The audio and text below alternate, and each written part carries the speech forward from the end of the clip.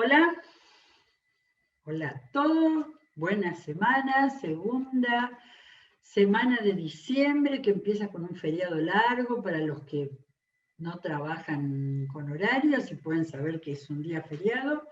Los jubilados son todos los días iguales, pero de todas maneras es lindo que haya muchos que puedan descansar y hacer cosas diferentes.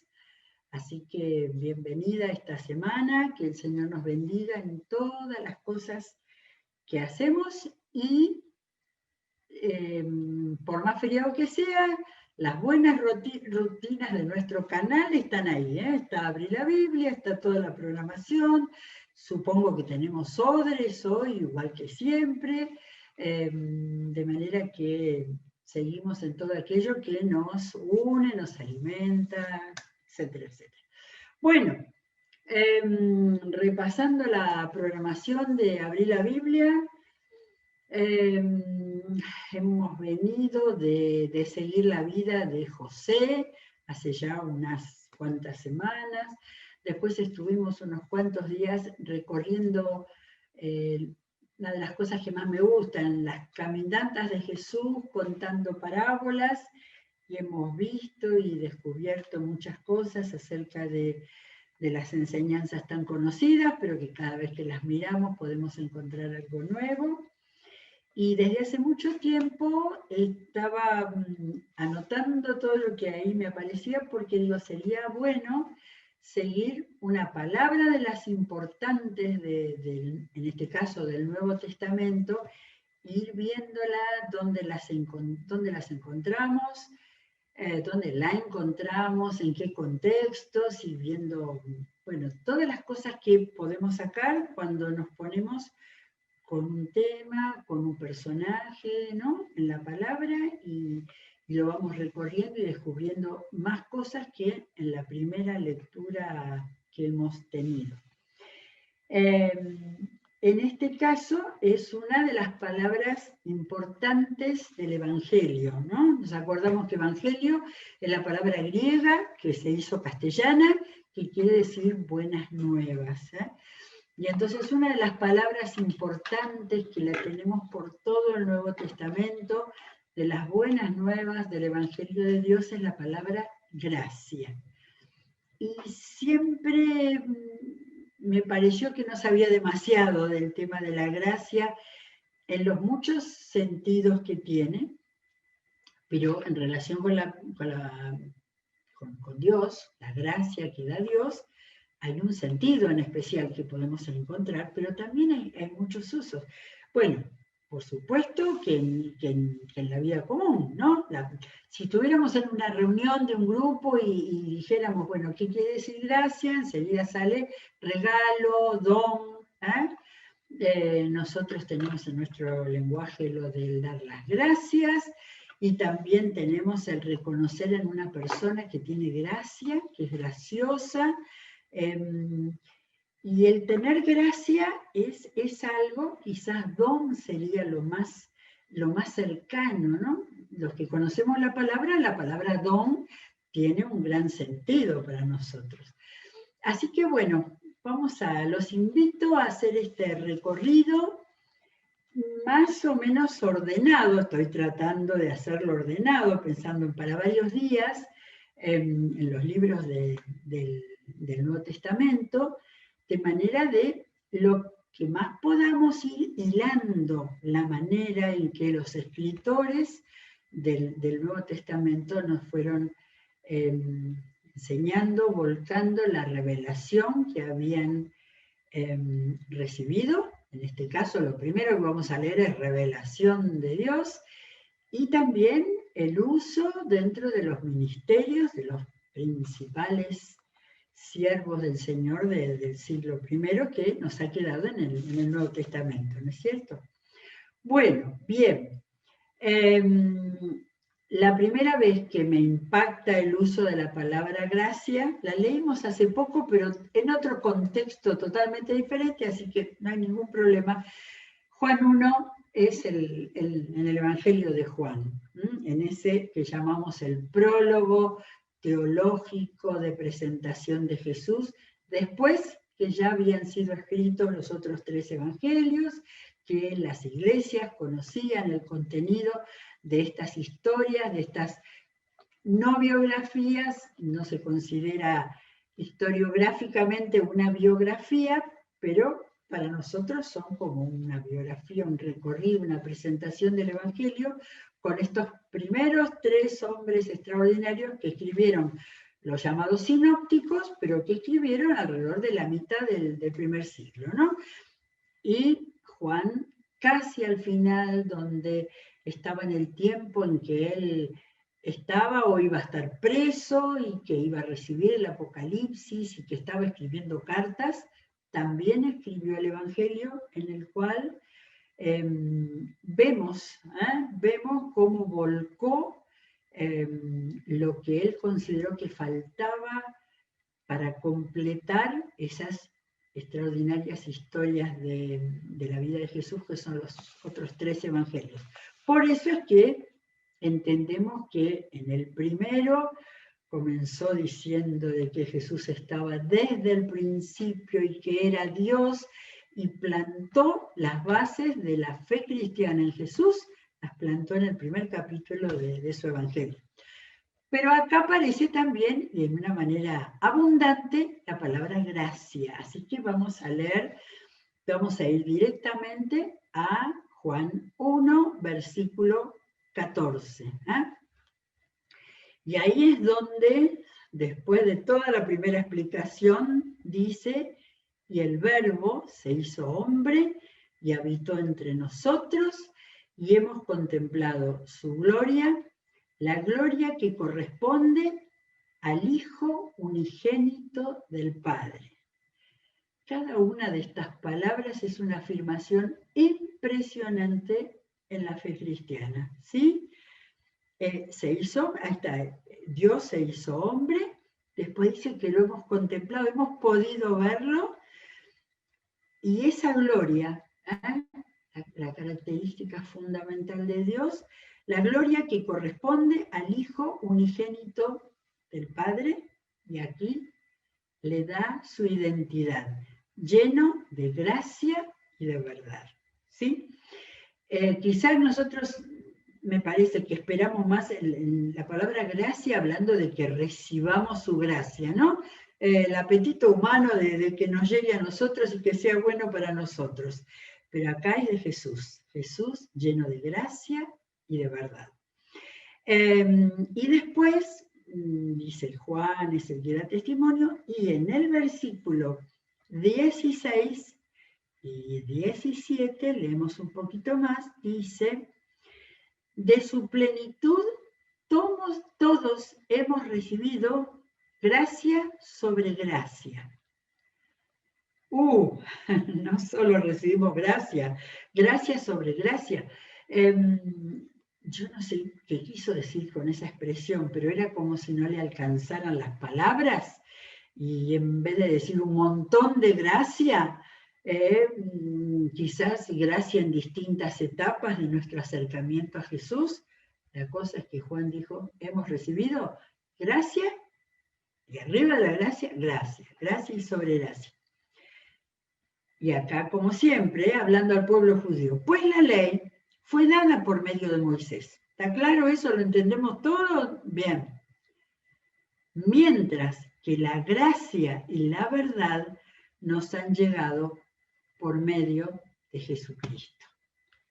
Bueno, acá sí que podemos decir redondito, redondito, porque en el 14 había dicho que había llegado lleno de gracia y de verdad. Él era verdad. Y acá nos dice que traía la verdad. O sea, no es lo mismo, no es lo mismo. Por eso que necesitamos la lectura lenta, pausada, pensando. Así que, y eso de que diga de su plenitud, todos hemos recibido gracia sobre gracia. La plenitud, Pablo habla muy bien de la plenitud en Cristo en Colosenses, pero después de decir que era Dios, que había venido al mundo, que podíamos contemplar su gloria, nos dice que de esa plenitud de Cristo nosotros recibimos gracia sobre gracia. y que la gracia y la verdad nos han llegado por medio de Jesucristo. Es muy fuerte, ¿eh? Y no lo podemos leer livianamente, ¿sí? Muy bien.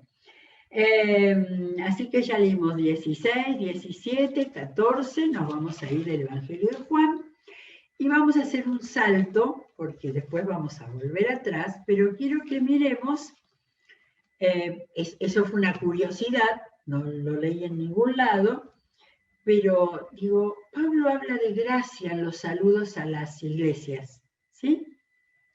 Filipenses 1:7. Filipenses 1:7, digo, a ver, ¿cómo comienzan, no? Y entonces dice, Pablo y Timoteo, siervos de Cristo Jesús, a todos los santos, que Dios nuestro Padre y el Señor Jesucristo les concedan gracia y paz. No creo que a Pablo le salieran palabras porque sí, ¿eh? El dar un saludo es una bendición, en realidad es una bendición. Primero, gracia y después paz. A una iglesia a la cual bueno, ahora hablo de las otras, pero Filipenses, a la cual le empieza a mandar una carta, donde va a dar un montón de enseñanzas, un montón de recomendaciones, de mandatos, y va a hablar muchas cosas de sí mismo, como pasa en la carta de los Filipenses. Pero esta es la primera en la cual encontré que les decía gracia y paz, como un saludo precioso, ¿no? Y las otras cartas a mí me parecía que no siempre eran todas iguales, así que recorrí. Romanos, gracia y paz. Primera y segunda Corintios, lo mismo. Gálatas, lo mismo. Efesios, igual. Filipenses, acá está abierta, gracia y paz. Colosenses, gracia y paz. Primera y segunda de Tesalonicenses, gracia y paz. Tito, gracia y paz. Filemón, lo mismo. ¿Cuál me olvidé? Dejé de lado las dos cartas a Timoteo. Las cartas del pastor mayor, ya sabiendo que viene pronto su fin, que ha preparado a Timoteo y que Timoteo está listo para, si no lo era ya, para ser pastor, y le da todo tipo de indicaciones. ¿Y qué le dice a Timoteo? Las dos cartas, en primera y en segunda. Gracia, misericordia y paz. Así que cada uno le dé la explicación que quiera, pero me parece que a su discípulo, el que había estado con él, el que él había ganado, él tenía padre griego y sin embargo no hubo ningún problema para que se juntara con los cristianos y con tantos judíos. Este Timoteo, a quien le estaba dejando su legado en esas cartas, la gracia y la paz, le agrega que la misericordia de Dios te bendigan, te cuiden y te protegen. Y de todo eso les iba a hablar también, le iba a hablar a Timoteo en su carta, pero apareció así que en su saludo lo dice de esa manera. Bueno, vamos para atrás ahora, estos son los saludos. Otro día vamos a hablar de los finales de las cartas, que eso lo tengo también buscado, es interesante. Vamos a Romanos. Nos acordamos de Romanos, la carta de la iglesia a la cual Pablo no visitó cuando escribió esta carta, ¿sí?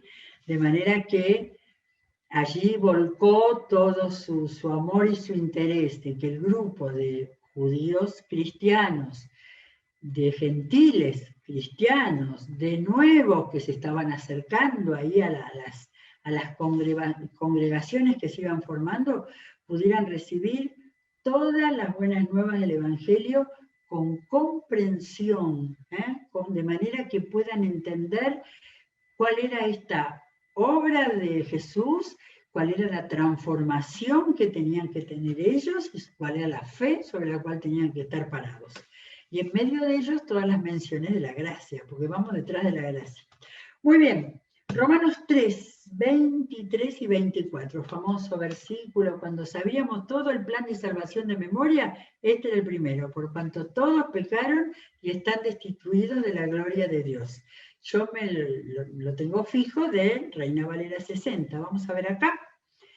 Dice Romanos 3, 23 y 24 de la Nueva Versión Internacional.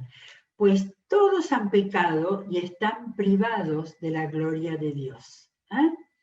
Es muy importante que pensemos a quién estaba destinado, porque estas cosas donde estaba hablando del pecado, de haber perdido la relación con Dios de todo el Antiguo Testamento, del pueblo judío que había dejado a Dios, lo tenían que entender los judíos cristianos y lo tenían que entender los gentiles cristianos. Entonces les dice, base de lo que el hombre tiene que entender para volver a Dios, todos han pecado y están privados de la gloria de Dios, pero por su gracia, son justificados gratuitamente. Gracia y gratis vienen de la misma familia de palabras. Entonces, miren, esta repetición es fundamental para entenderlo. Por su gracia son justificados gratuitamente, sin pagar nada, mediante la redención que Cristo Jesús efectuó. Esto hay que explicárselo a toda persona nueva que se acerca al Evangelio. Y yo tengo anotado 23 y 24 que lo leí, pero al releer todo este pasaje acá, este capítulo, todos estos capítulos de Romanos hay que leerlos, hay que leerlos cada tanto. Pero en el 26 está esa, no sé si no tiene la palabra gracia, pero es para entender el sentido de todo esto que está explicando. Dice, de este modo, el tema de la justificación por la gracia. De este modo, Dios es justo y a la vez el que justifica a los que tienen fe en Jesús. A mí me encanta cómo Pablo explica todo esto a estos creyentes nuevos, porque me lo imagino masticando muy bien lo que va poniendo. Por eso son medio densos estos capítulos hasta el 8 de Romanos, porque a veces repite y vuelve otra vez, y habló antes de la justicia y que estaban justificados, y 3 versículos de nuevo vuelve a aplicar. Dios es justo y a la vez el que justifica a los que tienen fe en Cristo Jesús. Bien, pasamos al 5, Romanos 5. En 3, en 4, o desde el 2 también, va explicando todo este tema de la justificación del pecado, de estar perdido. Y en el 5 empieza, afloja un poco. En consecuencia, dice Pablo, 5.1, ya que hemos sido justificados mediante la fe, tenemos paz con Dios por medio de nuestro Señor Jesucristo. Y acá abre las puertas a un nuevo elemento, pero tenemos paz. También por medio de Él y mediante la fe, tenemos acceso a esta gracia. Todo eso que Dios ha hecho es una gracia que nos ha dado, en la cual nos mantenemos firmes. Así que acá nos dice que la gracia de Dios, la gracia que permitió la justificación por medio de la fe, nos sostiene, nos ayuda a estar firmes. Es la gracia de Dios la que nos sostiene, nos mantiene firmes. ¿Qué más? A ver de este capítulo 5, 1, 2, 3. Y después habla de un montón de elementos que forman parte de lo que tiene el cristiano. Lo dejo para la lectura personal, pero en el capítulo 5 voy a leer un pedacito más largo, pero esto es impresionante. Acá es donde yo decía, Pablo está escribiendo y dice, no, pero me parece que no está muy claro. Vuelvo a darle una vuelta de tuerca, vuelvo a decir un poco. En el capítulo 5 empieza a hablar de la figura de Adán, el que perdió la gracia de Dios, y de Cristo, el que la ganó de nuevo para nosotros y nos justificó, ¿no? Leo Romanos 5, del 15 al 21. Pero la transgresión de Adán no puede compararse con la gracia de Dios. Pues si por la transgresión de un solo hombre murieron todos, cuánto más el don que vino por la gracia en un solo hombre, Jesucristo. Que vino por la gracia de un solo hombre, Jesucristo, abundó para todo. Acá está la palabra abundante, gracia. Todo lo de Jesús fue gracia abundante para todos nosotros. Tampoco se puede comparar la dádiva de Dios, ahí podría, muy cercano a la idea de la gracia, con las consecuencias del pecado de Adán.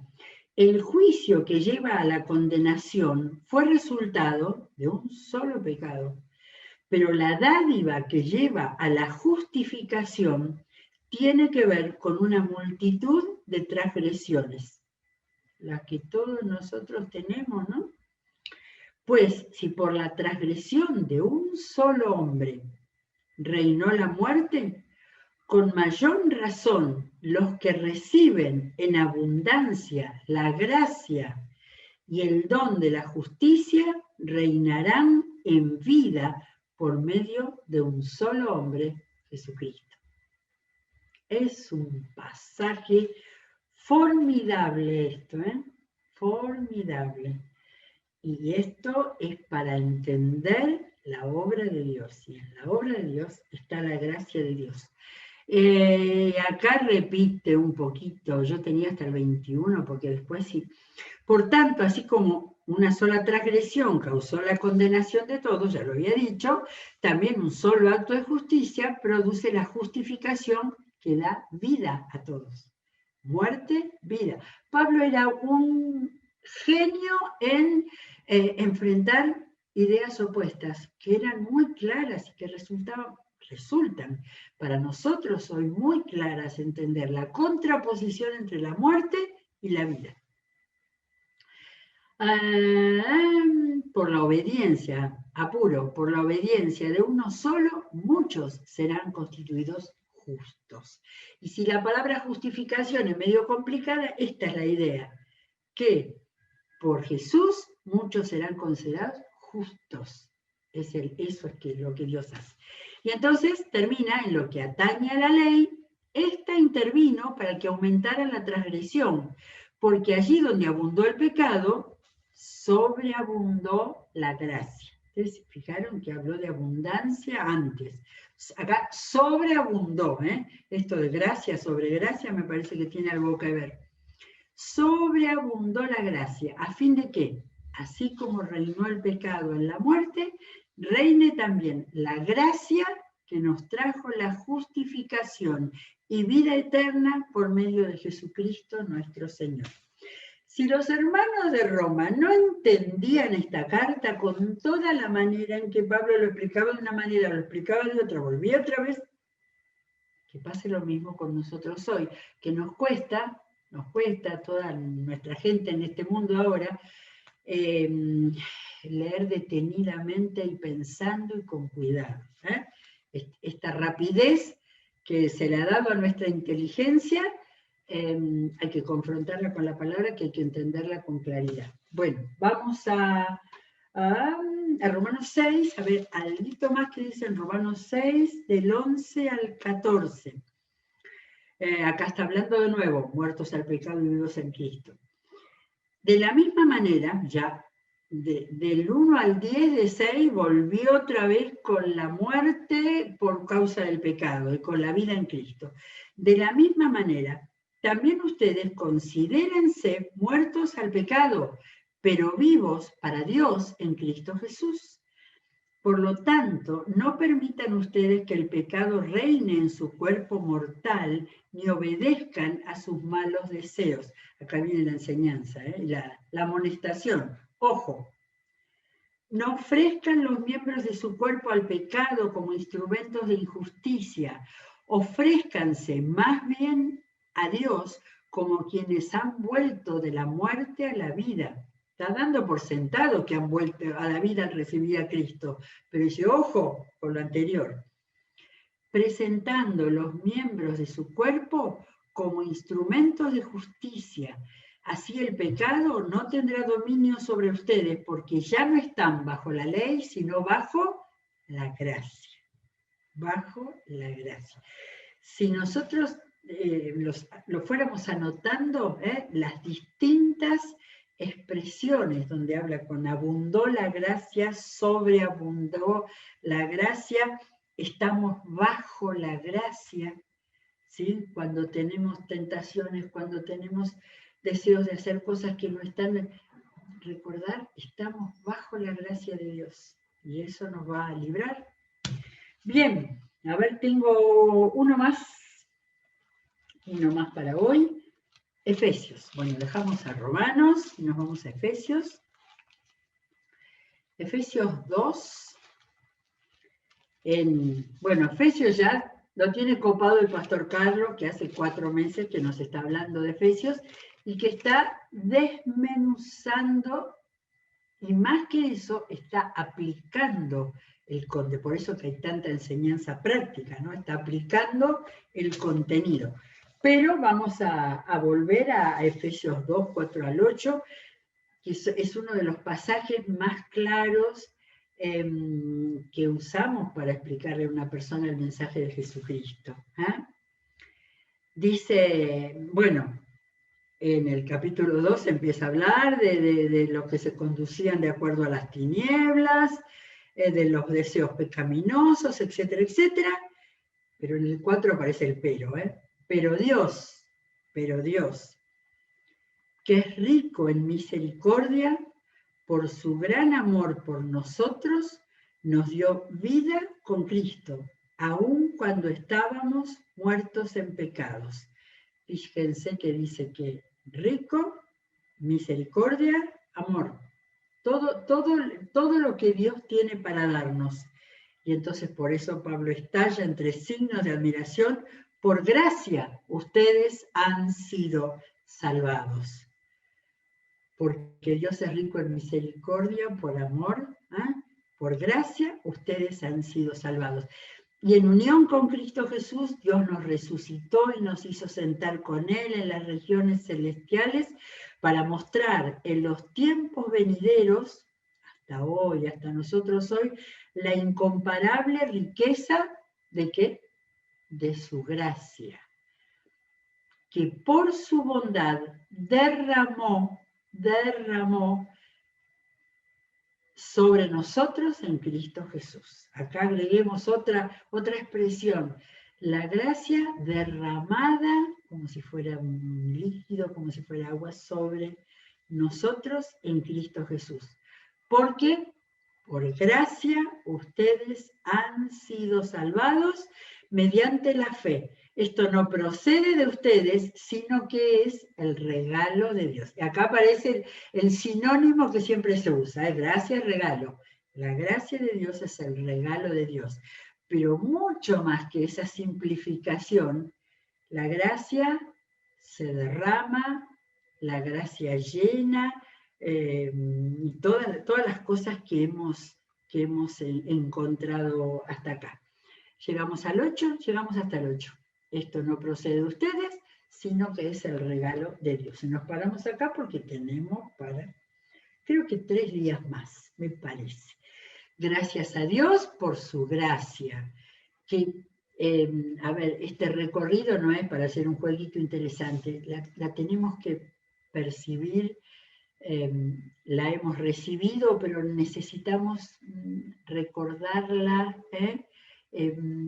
vivirla, sentirla, comprenderla desde nuestro entendimiento, por eso estamos leyendo la Biblia así, hasta sentirla y agradecerla, todo lo que la gracia de Dios ha hecho en nosotros y puede hacer en todos aquellos a los que tiene que llegarles el Evangelio en este tiempo. Muy bien, que terminemos muy bien este día, disfrutemos de todas las cosas de nuestra vida personal y de toda la programación de nuestra iglesia hasta el fin, y si Dios quiere, mañana nos volvemos a encontrar.